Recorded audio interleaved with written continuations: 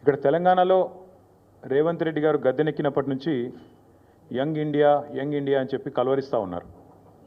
అసలు ఈ young India వెనకాల ఉన్న కథ ఏందో నిన్న ఈడీ కేసు, ఈడీ ఛార్జ్షీటు చాలా వివరంగా చెప్పింది. మనం గతంలో ఇక్కడ తెలంగాణలో 2015వ సంవత్సరంలో చూసినాం. ఓటుకు నోటు కుంభకోణం ఇంకెవరు కూడా మర్చిపోలేదు.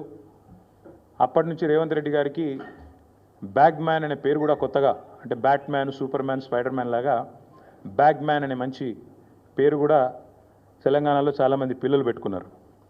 అదేమో ఓటుకు నోటు కుంభకోణం, ఇదేమో సీటుకు రూటు కుంభకోణం. ఇదేదో ఊరికే అనట్లేదు సీటుకు రూటు కుంభకోణం అని. స్పష్టంగా రేవంత్ రెడ్డి గారి గురించి నేను చెప్పడం కాదు, ఈరోజు మంత్రిగా ఉన్న కోమటిరెడ్డి వెంకటరెడ్డి గారే ఓపెన్గా బహిరంగంగా పత్రికా సమావేశంలోనే చెప్పినారు. ఈయన 50 కోట్లు పెట్టి పిసిసి అధ్యక్ష పదవి కొనుక్కున్నాడు అనే మాట ఆ రోజు స్వయంగా ఈనాటి మంత్రి, ఆనాటి ఎంపీ కోమటిరెడ్డి వెంకటరెడ్డి గారు చెప్పిన మాట. కానీ సరే, వెంకటరెడ్డి గారు చెప్పిన దానికి ఆ రోజు ఆధారాలు లేకపోవచ్చు, కానీ ఈరోజు ఆధారం ఉంది అంటూ ఎన్ఫోర్స్మెంట్ డైరెక్టరేట్ వారు ఛార్జ్షీట్లో స్పష్టంగా ఎవరు డబ్బులు ఇచ్చారు, ఏ పొజిషన్ అమ్ముకున్నారు, ఎన్ని డబ్బులు ఇచ్చారో కూడా స్పష్టంగా చెప్తా ఉన్నారు. ముందేమో ఆనాడు పిసిసి కోసమేమో సూటుకు, ఆనాడు పిసిసి పదవి కోసం బ్రహ్మాండంగా ఆ రోజు డబ్బులు ఇచ్చి 50 కోట్లు ఇచ్చి తెచ్చుకున్నారని వాళ్ళ కాంగ్రెస్ నాయకులు చెప్పిన మాట. ఈరోజు ఢిల్లీకి ఇప్పటికి కూడా జరుగుతూ ఉన్నది ఏమంటే, తెలంగాణ అనేది కాంగ్రెస్ పార్టీకి ఒక ఏటీఎంగా మారిపోయిన మాట వాస్తవం. ఎప్పుడు డబ్బులు కావాలి అని కాంగ్రెస్ పార్టీ వాళ్ళు అనుకుంటే అప్పుడు పెద్ద ఎత్తున డబ్బులు అందిస్తూ తన పదవిని కాపాడుకుంటూ ఉన్నారు రేవంత్ రెడ్డి గారు.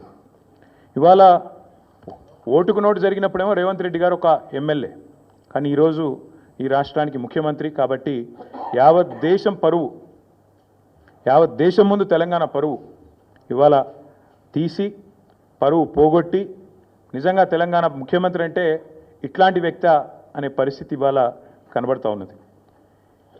గతంలో యడ్యూరప్ప గారు కర్ణాటక ముఖ్యమంత్రిగా ఉన్నారు.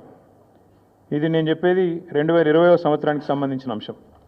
ఇది కాంగ్రెస్ పార్టీ యొక్క స్టేట్మెంట్. ఆ రోజు కాంగ్రెస్ పార్టీ ఆనాడు యడ్యూరప్ప గారు ముఖ్యమంత్రిగా కర్ణాటకలో ఉన్నప్పుడు మరి హౌసింగ్ స్కామ్లో ఈయన పాత్ర ఉంది అని వార్తలు వస్తే ఆ రోజు అక్కడి కాంగ్రెస్ నాయకులు చేసిన డిమాండ్ ఏంది అంటే, మరి వెంటనే యడ్యూరప్ప గారు నిష్పక్షపాతంగా విచారణ జరగాలి అంటే రాజీనామా చేయాల్సిందే, ఇట్లాంటి వ్యక్తి ముఖ్యమంత్రిగా ఉంటే విచారణ ఎట్లా జరుగుతుంది అని చెప్పి ఆ రోజు అక్కడి కాంగ్రెస్ పార్టీ అధ్యక్షులు, ప్రదేశ్ కాంగ్రెస్ కమిటీ అధ్యక్షులు కర్ణాటకలో చేసిన డిమాండ్. చాలా వాళ్ళు చెప్పిన మాట. The Karnataka Congress on Thursday demanded that Karnataka Chief Minister B.S. Yediyurappa either resign or be sacked to ensure a fair investigation against him in 2019 corruption case. ఇది కర్ణాటక కాంగ్రెస్ మాట, నా మాట కాదు.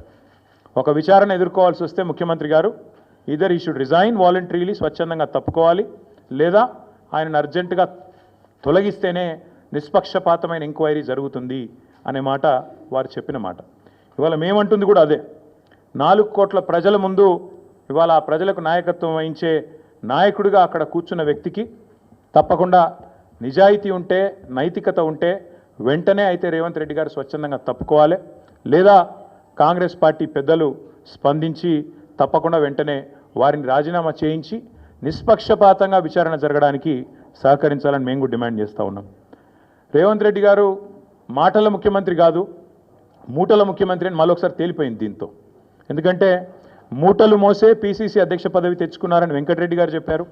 ఇప్పుడు మూటలు మోసే పదవి కాపాడుకుంటున్నారు అని దేశమంతా తెలుసు. అట్లాగే మూటలతోనే ఆనాడు పిసిసి ఆఫీస్ బేరర్స్ దగ్గర కూడా డబ్బులు తీసుకొని మరి కాంగ్రెస్ పార్టీ ఒక పత్రికకు డబ్బులు అందించారని చెప్పి ఎన్ఫోర్స్మెంట్ డైరెక్టరేట్ కూడా చెప్తా ఉంది. ఇప్పుడు మాకు కూడా అర్థమవుతుంది, ముఖ్యమంత్రి గారు ఇవాళ విజయవంతంగా 44వసారి ఢిల్లీ పోయారంట.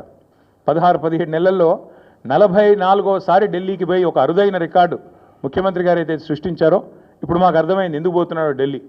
చీకట్లో బీజేపీ పెద్దల కాళ్ళు పట్టుకోవడానికి, అయ్యా నా మీద కేసు లేకుండా చేయండి, నన్ను జైల్లో వేయకండి, ఎన్ఫోర్స్మెంట్ డైరెక్టరేట్ వాళ్ళతో ఒక మాట చెప్పండి అని చీకట్లో నిన్న రాత్రి పోయి అమిత్ షా గారి కాళ్ళు పట్టుకోవడం, బయటికి వచ్చి మాత్రం పెద్ద పెద్ద పోజులు కొట్టడం రేవంత్ రెడ్డి గారు మరి ఏం చేస్తున్నారో ప్రజలకు కూడా అర్థమై ఉండాలి. 44 సార్లు ఢిల్లీ ఎందుకు పోతున్నారో స్పష్టంగా అర్థమై ఉండాలి.